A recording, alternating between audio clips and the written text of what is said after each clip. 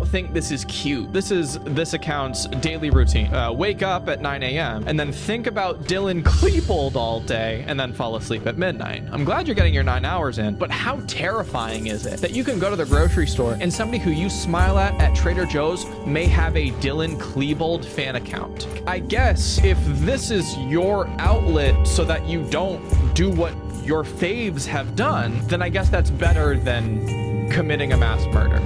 And of course, let's not forget that one person's daydream could have been another's worst nightmare.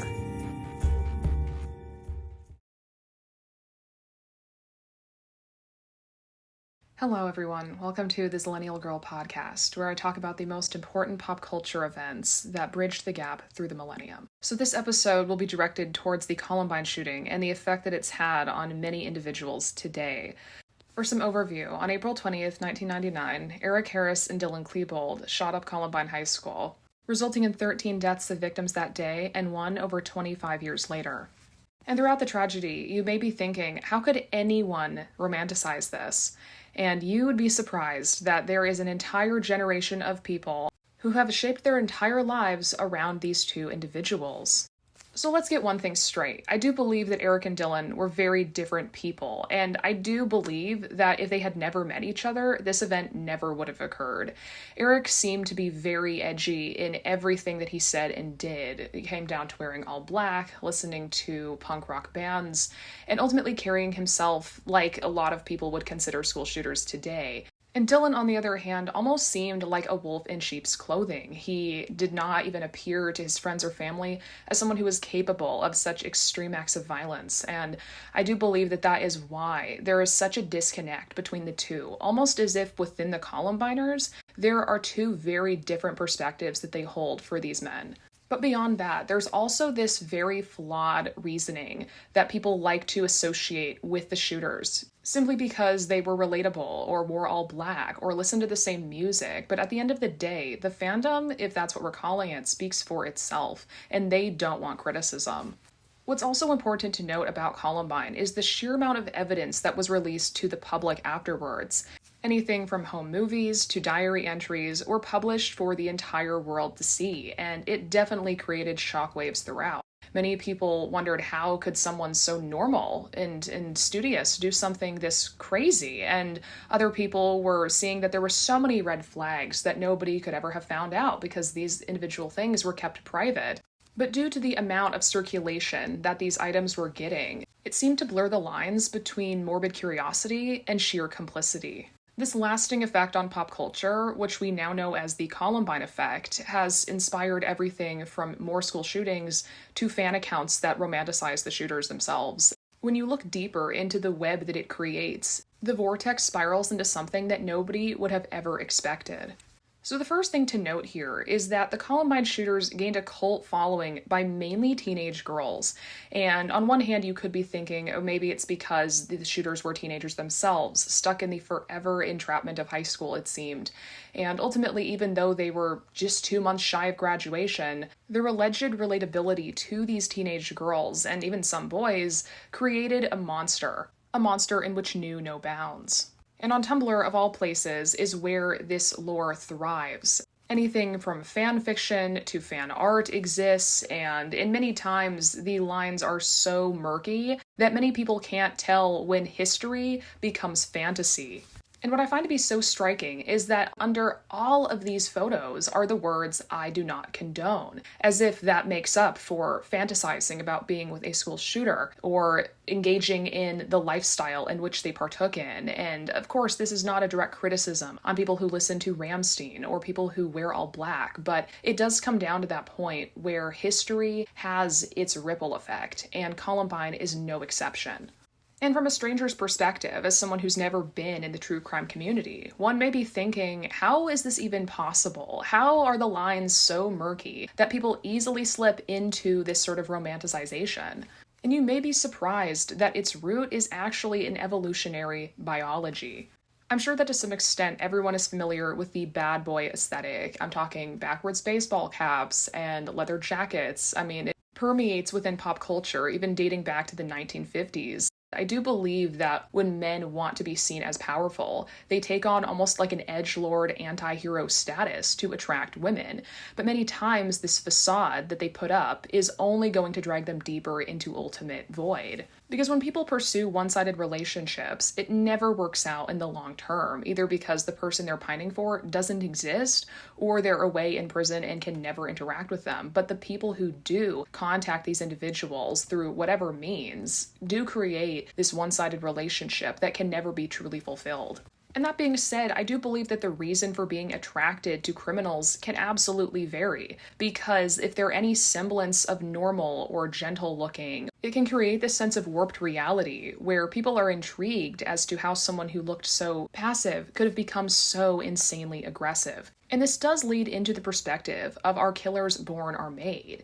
And Jim Clemente said that genetics loads the gun, personality and psychology aim it, and your experiences pull the trigger. And what I see in this quote is that so many people associate themselves while not being necessarily criminals themselves. However, I do believe that when women pine for these types of men, it just creates this toxicity that permeates throughout their real-life relationships.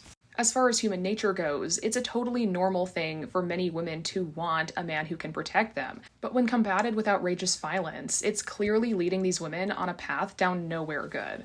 In a way, I would call it the poisoned apple effect, perfect on the outside and rotten to the core. Because in their minds, as long as he's visually presentable, then he's someone that she can take home to mom. And you may be surprised that the reasons women choose this pathway to success and happiness romantically is actually more common than you may think. When people take on the observer effect, where they can place themselves into true crime without being part of the crime itself, or even victims of the perpetrator, they're creating a fantasy that is not fully grounded in reality. And I think we'd all be lying if we said that our morbid curiosities didn't get the better of us at some point, but there's a huge difference between being able to separate the two worlds.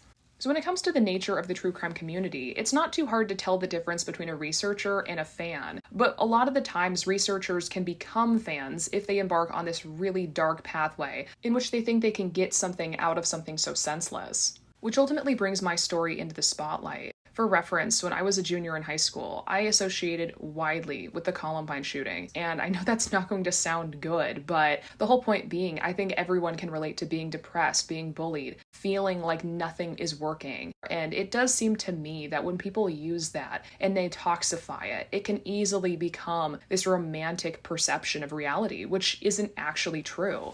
And so back when I was on social media, just really kind of establishing a presence for myself as a researcher, there was many people who I found myself associated with who did not share the same exact perceptions that I did about the case. What began as this nurturing and wanting to find the human within the monster became something grossly misinterpreted. Which brings me into the perspective that not every single member of the TCC is as open to talk about things as you may expect. And before I could really put my foot into the social media sphere of researching, I was met with a terrible conclusion that ultimately caused me to leave for over half a decade. And while associating oneself within true crime does not make them a criminal themselves, even simply reaching out to follow another account resulted in these terrible messages being sent to me that made me scared for my life. And as I want to mention, this is not a reflection of the entire community. Many people who are in this online sphere do it for a reason that can most likely be understood, but the people who are in it for nefarious purposes will usually not want to get caught. And so to have my name and my account publicly slandered because I requested to follow somebody who thought I was a police officer of all things was just a really sour effect, and ultimately it caused me to leave the community. Anytime I saw something that was related even slightly to true crime, it would just make me feel sick because I had no idea who I had been interacting with and what their intentions were for me. I even started to doubt some of the genuine friends that I had made through the community because when their accounts were deleted without explanation, it would leave me without answers, and that only made me more uncomfortable. That's not to say the true crime community as a whole is a bad thing, because many times people are genuinely curious about the case and solving the mysteries which permeate. But I do believe that many times that toxicity can establish itself in ways that I didn't even know were possible.